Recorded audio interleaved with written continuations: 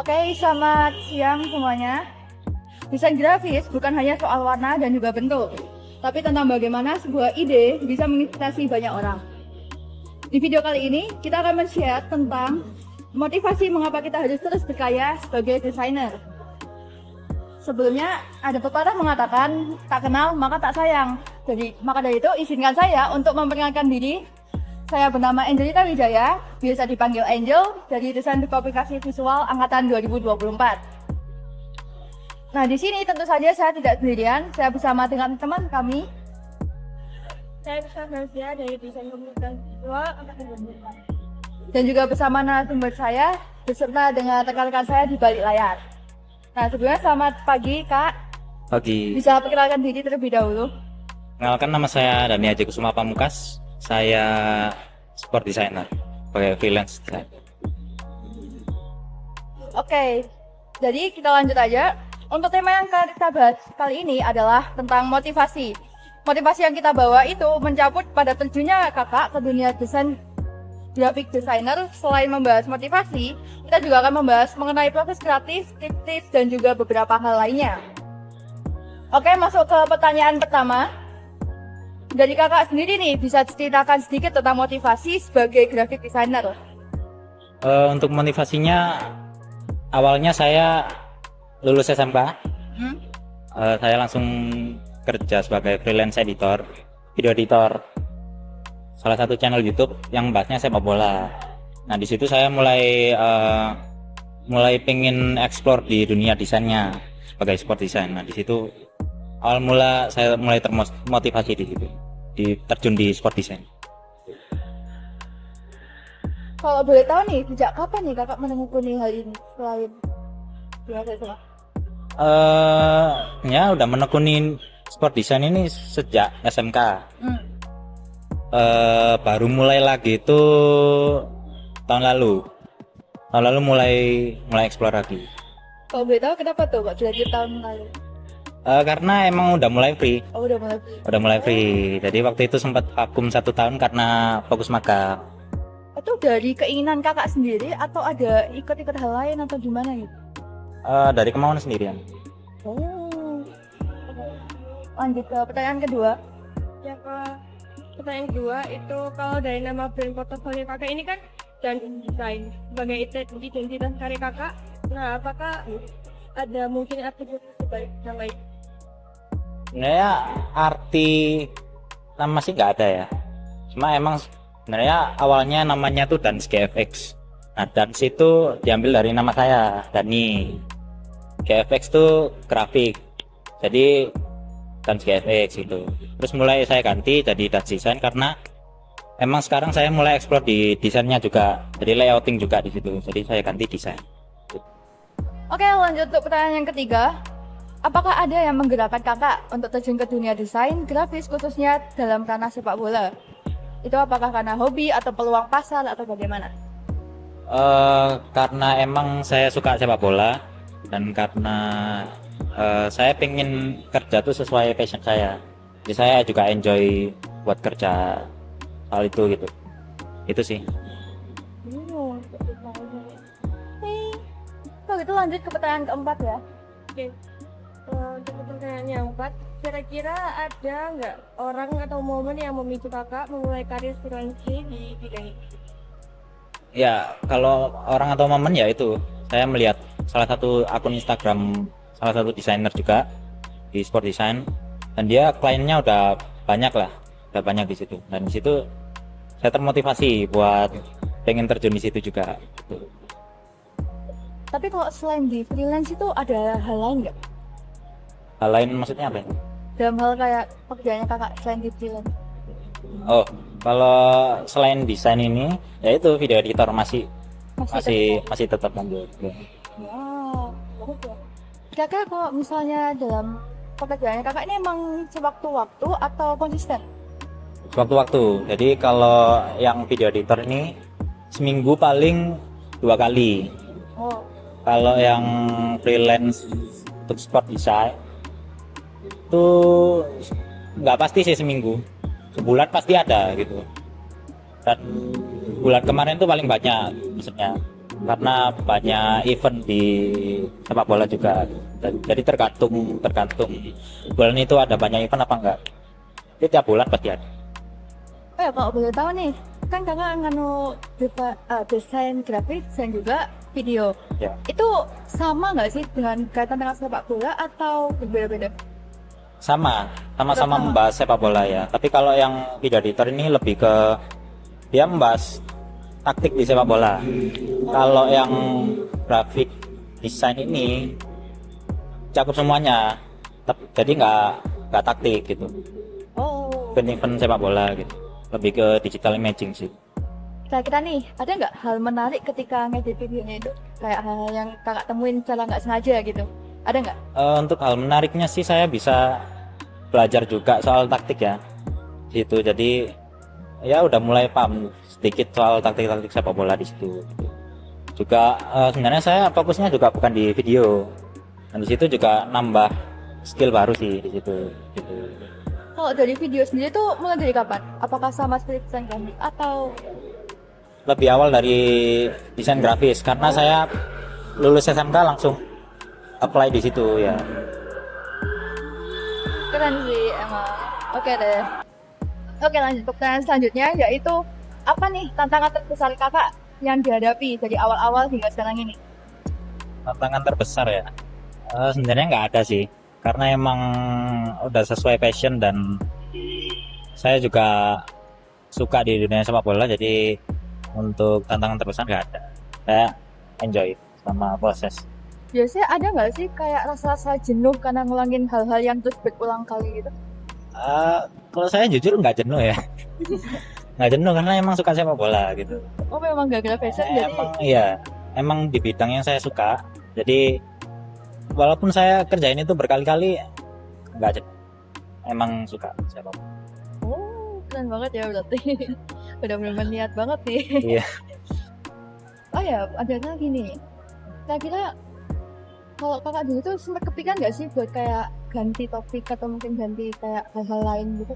Sekali atau mungkin 2 kali gitu biar nggak monoton video atau mungkin grafik gitu. Ada rencana waktu itu habisnya aku selesai magang di 24 Slide itu kan desain presentasi.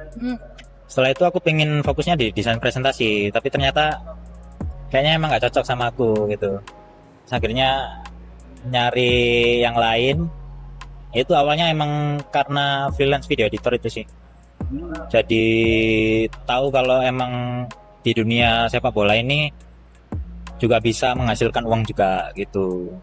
Makanya mulai explore di situ juga. Jadi pendapatnya emang lebih banyakan di video yang sekarang ini ya? Pekerjaan sekarang ini atau gimana? Menurut kakak sendiri? Pendapatan banyak yang desain Banyak desain ya emang? ya, karena emang kayaknya kan dari luar negeri kan. Jadi ya itu karena mata uang kita lemah ya. Iya, gak salah emang. Iya, jadi ya lebih besar ke situ. Oh ya, kalau gitu kenapa sih kok kakak ngerasa nggak cocok dari presentator itu kayak gimana? Kok bisa nggak cocok gitu rasanya? Karena penilaian dari apa itu senior saya di tempat magang sih, nilainya emang hampir mendekati junior designer, cuma belum sampai sana gitu. Dan di situ saya mulai kayaknya nggak di sini gitu. Akhirnya mulai coba peluang lain juga. Tapi sempat ada rencana nanti ke depannya mau fokus di presentasi juga buat tambahan. Jadi emang udah kayak inisiatif sendiri ya untuk Iya. mencari hal baru lagi. Oh, oke. Lanjut deh ke pertanyaan selanjutnya. Oke, untuk pertanyaan selanjutnya, apa sih tantangan terbesar yang kakak hadapi saat awal-awal memulai karir sebagai freelance graphic designer? Terus sebagai freelance graphic designer, tantangannya mungkin kita nggak tahu kapan dapat kliennya sih. Jadi ya yang kita lakuin ya cuma upload di sosmed, berharap ada yang lihat terus tertarik gunain jasa kita gitu. Terus, Oke, lanjut ke pertanyaan selanjutnya, yaitu apa sih suka dukanya kakak selama membangun portofolionya itu? suka duka jujur nggak ada. Bener nggak ada? Nggak ada, satu pun nggak ada. Atau apapun? Mungkin kesulitannya nyari idenya ya, itu sulit karena kalau klien kan mereka yang ngasih idenya Hmm. buat bikin. Tapi kalau buat portofolio kita sendiri yang harus mikir, dan itu lumayan lama karena ya apa ya, susah juga sih kalau mikir terus ya. Gitu. Iya sih. Lebih enak kalau ada klien terus mereka yang ngasih ide. Ada nggak sih kayak 1 atau 2 klien gitu malah idenya dikasih ke kita gitu? Pernah Nggak ada, Jadi sejauh ini nggak ada. jadi pure dari kliennya itu sendiri. Pure dari kliennya, dan mereka ngasih brief. Mereka bebasin kita buat improve sendiri. Oh. Lebih ke situ sih. Tapi pernah nggak dapat pengalaman gitu ketika kita udah improve sendiri nih, terus kita konfirmasi ke kliennya tapi kliennya nggak terima gitu? Pernah nggak? Sejauh ini belum sih. Belum. Sejauh ini suka semua sama improvisasinya. Gitu. Oh. Biasanya kalau pengalaman paling berkesannya kakak deh waktu ngelayanin itu apa? Apa? Kayak Bisa diulang? pengalaman Pengalaman. dari kayak proyek-proyek yang sudah kakak buat selama ini deh, yang paling berkesan buat kakak itu apa? Atau apa pengalaman pertama atau gimana? Paling berkesan pengalaman pertama, karena emang dulu saya sempat bilang ke diri saya kayak pengen kerja buat media ini gitu. Akhirnya waktu itu di email sama media ini buatin desain grafisnya gitu. Nah itu paling berkesan. Itu berarti bener-bener kakak udah kayak bangga dan enjoy banget ya berarti ya? Ya, Wah, benar-benar itu- enjoy. Kalau proyek terbesarnya kakak selama ini yang kakak buat itu apa? Klien terbesar ya live score ini. Live score dari klien dari Inggris itu, media di sana ya. Itu paling terbesar. Biasanya kan kalau misalnya kayak gitu kan pasti ada kesalahan nih yang dibuat. Kira-kira ada nggak sih kesalahan yang kayak menurut kakak itu fatal tapi kayak ya udah gitu, kayak caranya kakak buat menghadapi hal itu gimana nih? Untuk kesalahan sih gak ada sih selama ini. Mungkin kalau ada kesalahan bisa langsung diperbaiki gitu, bisa kirim ulang ke kliennya gitu. Dan saya sadar sendiri sih kesalahannya, jadi langsung saya perbaiki. Oh biasa Gitu. berarti harus kayak tiba-tiba sadar sendiri kesalahannya terus di-improve sendiri gitu ya? Iya, karena kan kerjanya online ya. Jadi mereka kan nggak bisa mantau kita, jadi harus kita sendiri yang inisiatif, harus ngecek lagi gitu. Terus, Oh ya, kalau dari yang aku tahu kan, freelance itu kan nggak cuman orang Indonesia aja nggak sih? ya bisa berbagai luar negeri sih. Berarti rata-rata kalau dari kliennya kakak sendiri tuh rata-rata orang Indo atau orang luar? Kalau waktu saya SMK orang Indo, itu ada orang minta bikinin thumbnail design sama image manipulation juga. Tapi ini fanspage JKT48 gitu dia. 2 itu Indonesia. Habis itu ya kliennya ya yang video editor ini Indonesia, yang live score luar. Sempet ditawari sama orang India juga. Cuma ya orang India suka nge-scam ya, jadi batal. Berarti emang kesulitannya di situ ya, ada yang nge-scam atau gimana gitu ya? Iya, ada yang nge-scam karena ya orang India lah, nggak kaget. Iya. Iya sih, emang sih. Ternyata kalau orang luar itu emang agak bahaya ya kadang-kadang gitu emang kan. Iya. Kira-kira kalau dari awal pertama kali mulai itu lewat promosi atau gimana? Jadi pekerjaan kakak? Atau langsung kayak promosi diri di freelance gitu? Kalau awal-awal sih cuma sekedar upload di sosial media. Ya, cuma mau pamer aja, bisa bikin ini gitu, bisa bikin ini gitu. Terus ya waktu itu klien pertama saya ya yang thumbnail design itu, thumbnail design, terus yang fanspage, baru yang live score ini gitu. Yang live score ini emang mereka lihat lewat reel sih. Aku sempat bikin reels, ternyata lewat di mereka. Nah, kebetulan nih, kan aku juga pengen tahu nih tentang freelance. Kira-kira tuh kalau kita dapat pelanggan dari orang luar, kan pasti mata uangnya berbeda kan, yang diberikan itu. Nah, kita itu mata uang yang dikasih untuk aplikasi freelance-nya, itu langsung pure dari mereka atau langsung otomatis keganti ke rupiah?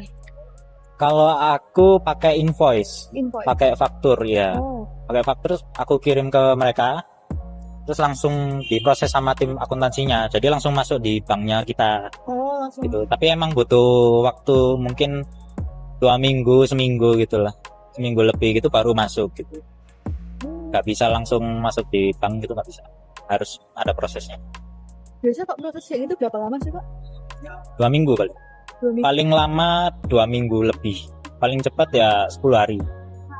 Oh, apa nggak sih ngalamin kayak ada kendala-kendala gitu tentang keuangan gitu? Ya ini sekarang. Ya, Sekarang. apa tuh kalau boleh tahu? Ya kan sempet ngirim 4 minggu yang lalu.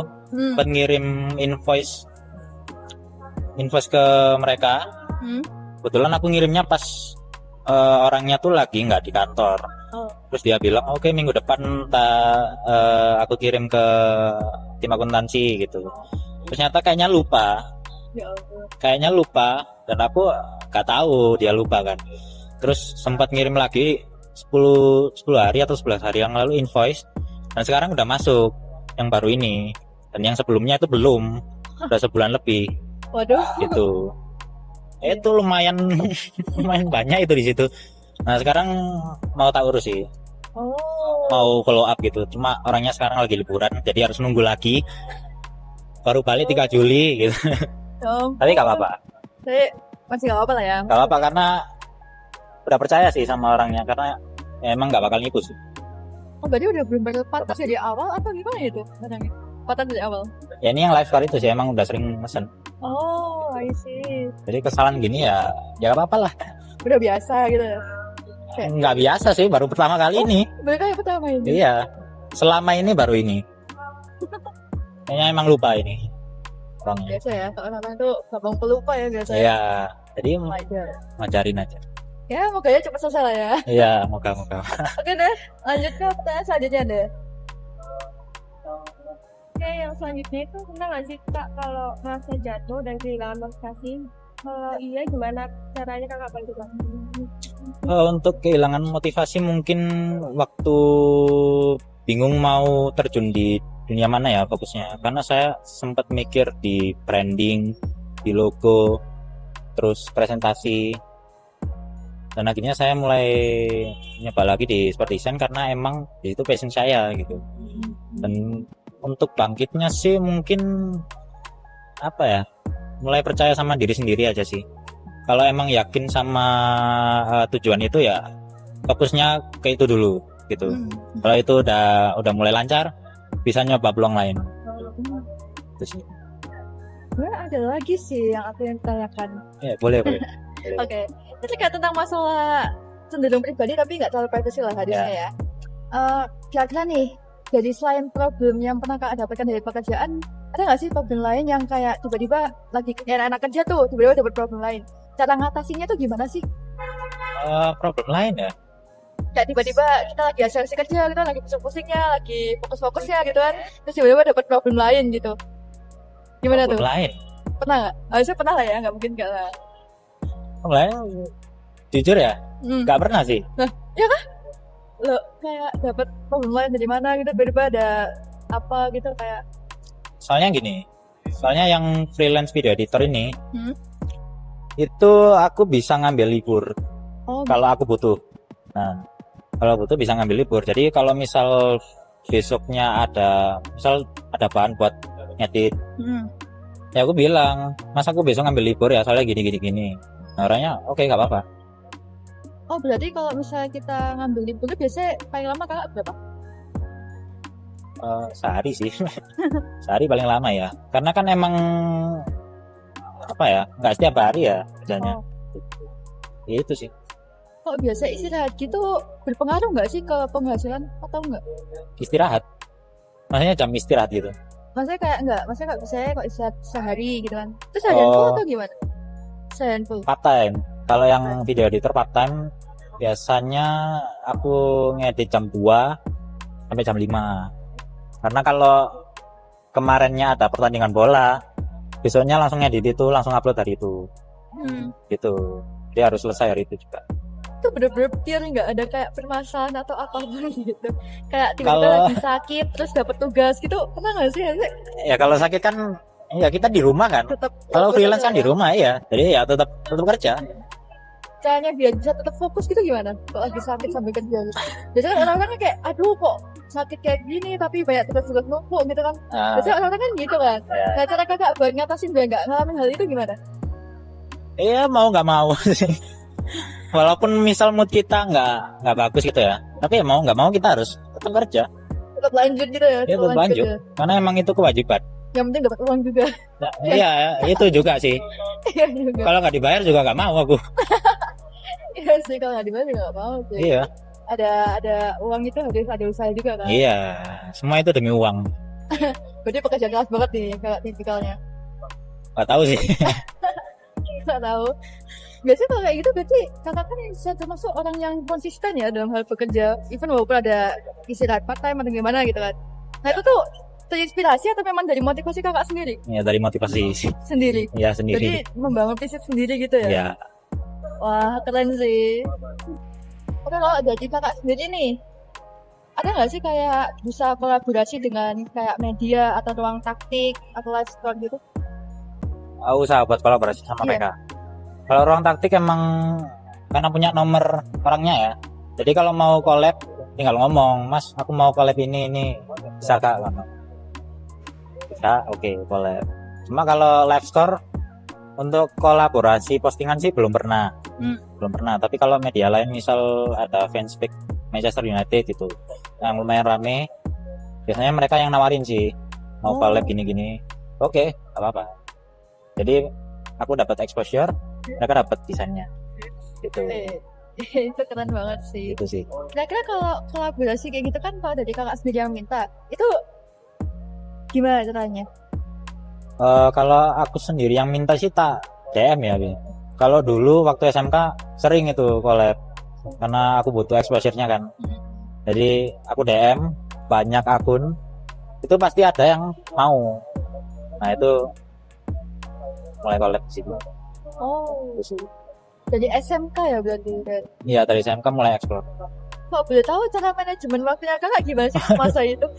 Manajemen waktu ya. Aku jujur sampai sekarang ya, kalau di masa perkuliahan juga jujur susah banget buat manajemen waktu. Iya. Ya, kepengaruh organisasi, terus juga hal-hal lainnya gitu. Tugas-tugas. Itu gimana cara kakak atasi hal tersebut gitu? Kalau mengatasi gimana ya? Sebenarnya ya lebih ke motivasi diri sendiri sih. Kayak ya kita harus sadar kalau waktu ini sebentar. Harus manfaatin waktu sebaik mungkin gitu. Kalau nggak mulai dari sekarang itu bisa jadi kalau mulai dari sekarang nanti kita dapat klien mungkin gitu. Kalau konsisten kan gitu. Itu juga sempat saya sali waktu itu waktu vakum 1 tahun. Di situ mulai nyesel karena banyak akun yang saya follow awalnya mereka nggak ada klien. Terus pas saya mulai fokus lagi mereka udah ada klien banyak. Jadi di situ yang konsisten udah mulai curi startnya lah gitu. Itu sih mulai motivasi diri sendiri aja. Kalau boleh tahu pernah nggak sih kakak kayak bikin jadwal atau gimana gitu? Atau cuma kayak ya udah sejalan gitu aja? Kalau jadwal nggak pernah. Nggak pernah. Nggak pernah. Jadi kayak ya udah ngikutin alur gitu ya? Ya pokoknya kalau ada ide langsung eksekusi. Pernah nggak sih dapet kayak pekerjaan tiba-tiba tugasnya double gitu? Double atau gimana gitu? Kalau double ini sih ya freelance yang graphic design mereka langsung kasih brief 2 Oh, gitu dan harus selesai ya besoknya. harus selesai besok. Harus ya? selesai besoknya dan itu kan image manipulation ya, jadi ya agak susah sih kalau emang data gitu, tapi ya puji Tuhan masih bisa masih Oh. aman. Kalau boleh tahu itu rata-rata pengerjaan kakak paling lama sama paling sebentar itu berapa sih?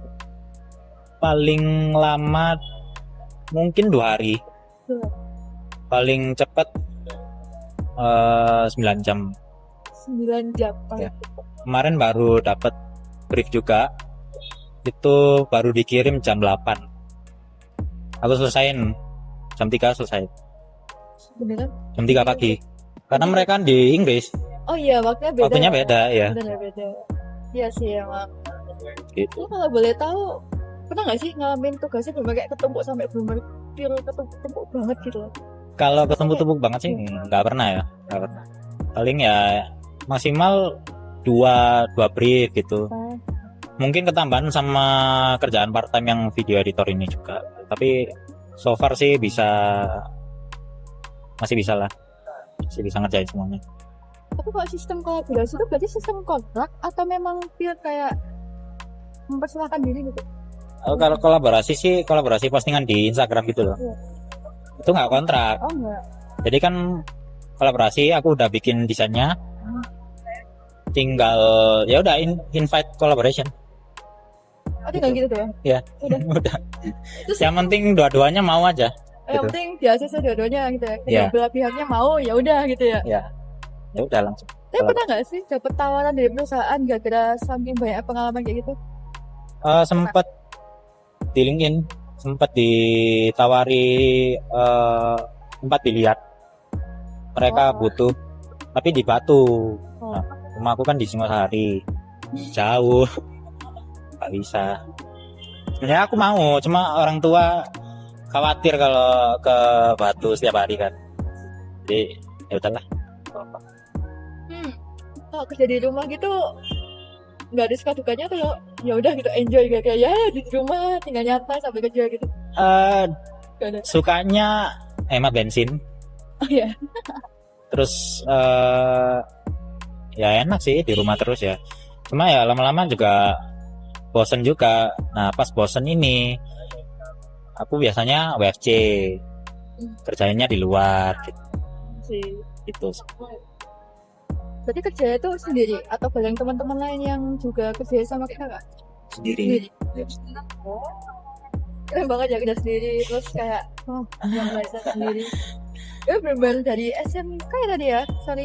Dari SMK ya. Itu berarti hasil dari uang kakak sendiri selama ini?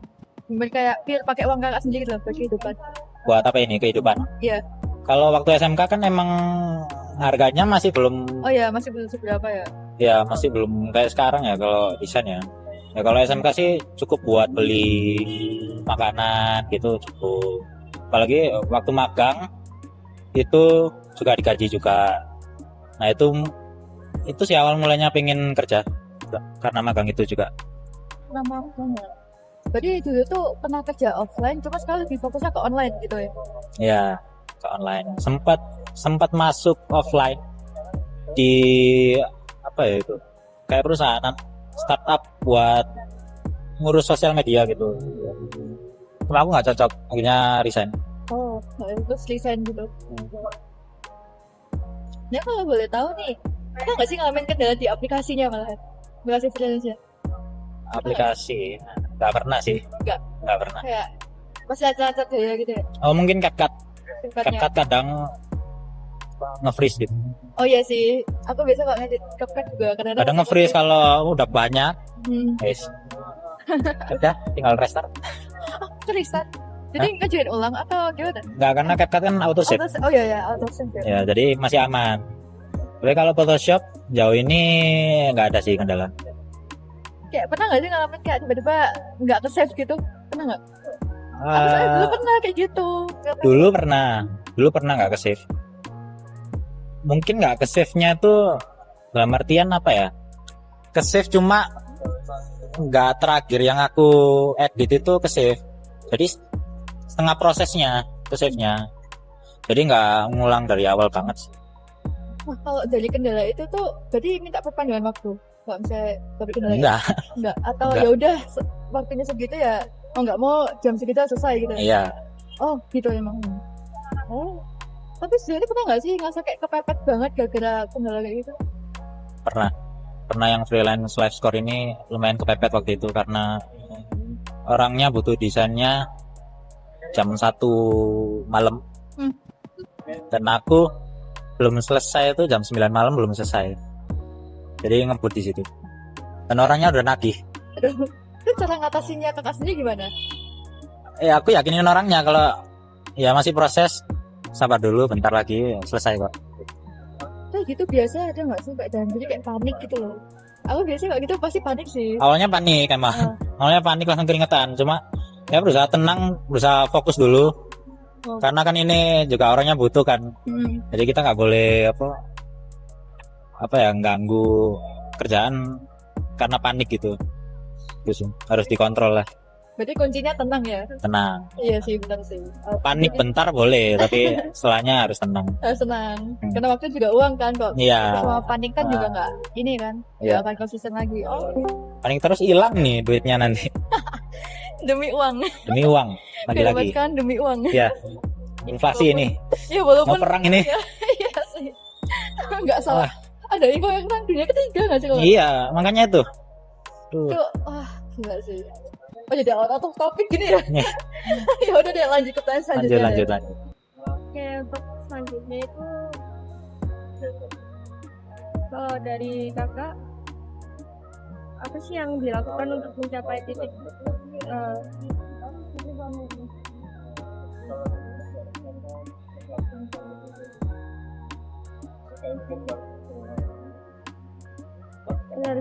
salah. Jadi dari segi budget, apa investasi awal yang paling penting dalam memulai karir? Misalnya software premium kursus atau peralatan device.